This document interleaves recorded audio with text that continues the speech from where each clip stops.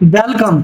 इस वीडियो में हम डायमंड प्रॉब्लम को फाइंड एंड फिक्स करने के लिए एक C++ प्रोग्राम राइट करेंगे। इसके लिए मैं डेव C++ में आ चुका हूं और यहाँ पे सबसे पहले मैं हेडर फाइल IOStream को इंक्लूड कर लूँगा। इसके लिए शार्प इंक्लूड को यूज़ करते हुए यहाँ पे मैं इंक्लूड कर लेता हूँ IOStream। ये हमारी इनपुट आउटपुट के लिए हेडर फाइल है। इसके बाद हमारी स्टेटमेंट है यूजिंग नेम स्पेस std।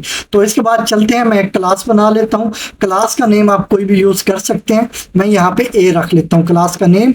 तो इसके बाद इसको मैंने पब्लिक रखना है, इसमें कुछ भी हमने प्राइवेट नहीं रखना। तो इसके लिए हमारे पास वर्ड होता है पब्लिक। तो इसका मतलब है हम इसको पब्लिक रख रहे हैं, इसका जो भी फंक्शन या वेरिएबल हम इसमें यूज करेंगे। तो यहाँ पे मैं डिफाइन कर लेता हूँ एक फंक्शन जिसकी टाइप वॉइड होगी, मतलब ये कुछ भी रिटर्न नहीं करेगा, कोई भी वैल्यू रिटर्न नहीं होगी इस फंक्शन से। तो इस फंक्शन का नेम मैं रख लेता हूँ फंक्शन A, ठीक है। और इसके बाद इसकी पैरेंथेसिस, और अब चलते हैं इसकी बॉडी के अंदर।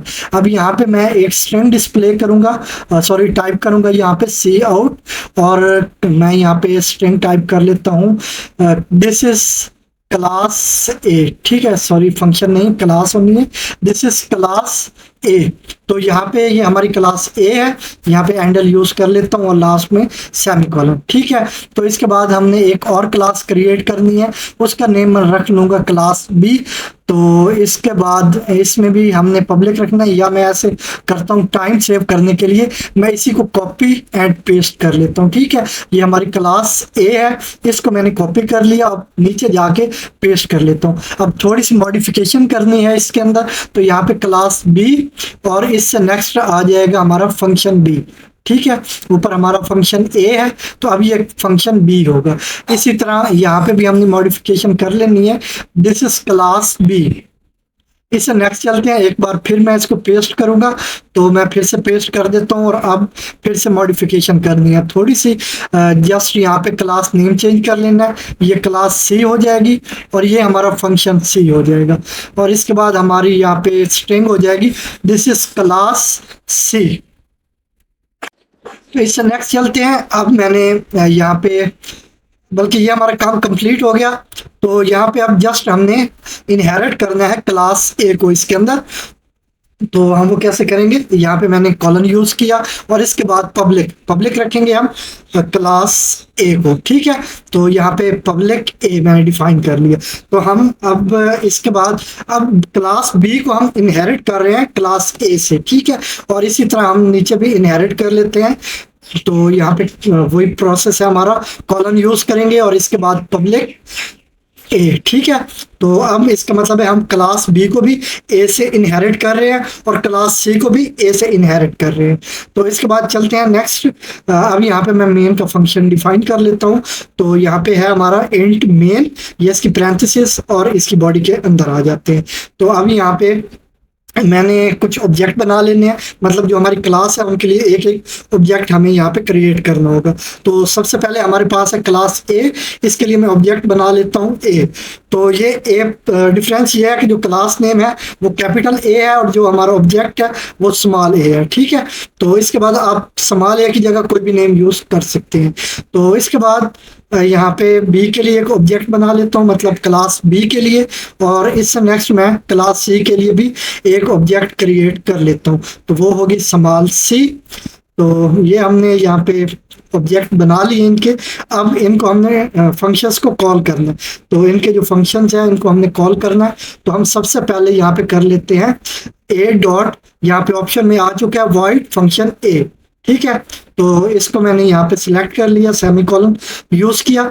अब यहाँ पे मैं हेल्प आउट कर लेता हूँ यूजर को, वो ये कि यहाँ पे मैं सी आउट को यूज करते हुए क्लास, तो इसके बाद ये हमारी एक क्लास होगी। इसके बाद मैं ले लेता हूँ एंड एल, और इसमें ये अब जो भी फंक्शन का आउटपुट होगा वो डिस्प्ले हो जाएगा। इसके बाद हम एक एंडल ले लेते हैं एक लाइन स्पेस के लिए, ठीक है। तो इसके बाद अब हम एक बार फिर से सी आउट को यूज करते हुए हम यहाँ पे कर लेते हैं class, double pair of comma के अंदर होना है क्योंकि ये स्ट्रिंग है, ठीक है। तो यहाँ पे होगी हमारी क्लास B, ये हमारी क्लास B है और ये ऊपर क्लास A होनी चाहिए। मैंने यहाँ पे A डिफाइन नहीं किया। तो यहाँ पे अब एंडल ले लेते हैं अब ऊपर वाला हमारा एक क्लास ए का आउटपुट होगा और यहाँ पे हमारा क्लास बी का आउटपुट होना है। तो उसके लिए यहाँ पे मैं फंक्शन कॉल कर लेता हूँ। तो अब यहाँ पे ऑप्शन में आप देख सकते हैं, एक हमारे पास है फंक्शन ए जो कि हमें इनहेरिट हो रहा है, हम इनहेरिट कर रहे हैं क्लास ए से, ठीक है, ये फंक्शन ए। और इसी तरह जो बाद में है ये फंक्शन बी, ये इसी बी क्लास का फंक्शन है, ठीक है, ये इसका अपना फंक्शन है। जबकि जो फंक्शन ए है ये हम इनहेरिट कर रहे हैं क्लास ए से। और इसी तरह दूसरा भी मैं सिलेक्ट कर लेता हूँ, बी डॉट फंक्शन बी, इसको भी मैंने सिलेक्ट कर लिया और यहाँ पे सेमीकोलन यूज कर लिया। फिर से मैं आपको यहाँ पे एक्सप्लेन कर देता हूँ। ये हमारा हो गया फंक्शन ए जो कि क्लास ए से हमने इनहेरिट किया और ये हमारा फंक्शन बी है, ठीक है। और इसके बाद फिर से हम एक एंड एल ले लेते हैं, तो ये भी हमारा कंप्लीट हो गया। इसके बाद चलते हैं, फिर से मैं इसी को कॉपी पेस्ट कर लेता हूँ और फिर इसको मॉडिफाई कर लेंगे। तो यहाँ पे हमने कर लेना है, ये हमारी क्लास सी है, तो यहाँ पे मैं डिफाइन कर देता हूँ क्लास सी। तो ये हमारी क्लास सी का आउटपुट होगा, ये हमारी क्लास बी का आउटपुट होगा और इसी तरह ये हमारी क्लास ए का आउटपुट होगा। तो इसको हम सेव कर लेते हैं, एंडल मैंने हर जगह यूज कर ली हुई है। तो अब हम इसको सेव करेंगे, उसके लिए मैं यहाँ पे प्रेस कर देता हूँ Ctrl+S। यहाँ पे नेम मैं रख लेता हूँ, इसका प्रॉब्लम रख लेता हूँ। आप कोई भी नेम रख सकते हैं, डायमंड प्रॉब्लम भी यूज कर सकते हैं। तो यहाँ पे मैंने प्रॉब्लम नेम रख लिया इसका और इसको आप कंपाइल एंड रन करते हैं। उसके लिए मैं F11 एंटर करता हूँ। तो F11 एंटर किया तो आप आउटपुट देख सकते हैं, यहाँ पे हमारी ये क्लास ए का आउटपुट है। तो इसके बाद ये हमारी क्लास बी का आउटपुट है और इसी तरह हमारा नीचे क्लास सी का आउटपुट है, ठीक है। तो ये जो क्लास ए है इसमें सिर्फ एक ही फंक्शन है जो इसका अपना है, इसके अपने अंदर डिफाइन किया गया। इस तरह क्लास बी में क्लास ए का फंक्शन हमने इनहेरिट किया हुआ है, वो भी डिस्प्ले हो रहा है और इसी तरह क्लास बी का जो अपना फंक्शन है वो भी यहाँ पे हमने डिस्प्ले कर दिया हुआ है, उसका आउटपुट, सॉरी, जो फंक्शन का आउटपुट है उसको डिस्प्ले कर दिया हुआ है। इसी तरह क्लास सी में आ गए तो यहाँ पे ऊपर हमने क्लास ए का फंक्शन इनहेरिट किया हुआ है, उसको हमने डिस्प्ले किया उसका आउटपुट। और इसी तरह जो क्लास सी का अपना फंक्शन था उसका आउटपुट भी हमने यहाँ पे डिस्प्ले करवा दिया हुआ है। और चलते हैं इसके बाद, अब हम यहाँ पे चेक करेंगे कि डायमंड प्रॉब्लम हमें कहाँ पे आती है। उसके लिए हमें एक और क्लास बनानी होगी, तो वो मैं यहाँ पे बना लेता हूँ। तो क्लास डी मैं नाम रख लेता हूँ इसका, ये हमारी क्लास डी होगी। और इसकी बॉडी के अंदर आके हमने इसको भी पब्लिक डिफाइन करना है, तो ये भी पब्लिक होगी। तो यहाँ पे मैं कर लेता हूँ, कीवर्ड हमारे पास है पब्लिक का, वो यहाँ पे मैं टाइप कर लेता हूँ पब्लिक एंड कॉलन, ठीक है। इसके बाद मैं यहाँ पे भी फंक्शन क्रिएट कर लेता हूँ, डिफाइन कर लेता हूँ। और इसकी टाइप रिटर्न टाइप वॉइड है, मतलब ये रिटर्न कुछ भी नहीं करता। और इसके बाद फंक्शन नेम हमारा होना चाहिए फंक्शन डी, क्योंकि हमने क्लास के हिसाब से इनके नेम रखे हुए हैं। तो ये हमारा फंक्शन डी और इसकी बॉडी के अंदर आके सी आउट को यूज करते हुए हम यहाँ पे स्ट्रिंग डिस्प्ले करेंगे दिस इज क्लास डी। और इसके बाद यहाँ पे ले लेते हैं एक एंड एल, ठीक है। तो यहाँ पे अब इनहेरिट करना है हमने क्लास ए को, तो ये पब्लिक ए हो गई हमारी क्लास ए। इसको मैं अब कॉमा के साथ सेपरेट करके सेकंड क्लास को इनहेरिट करूंगा इसके अंदर। तो ये होगी हमारी class B and class C. तो अब ये जो हमारी क्लास डी है ये क्लास ए से भी इनहेरिट कर रही है, क्लास बी से भी और क्लास सी से भी, ठीक है।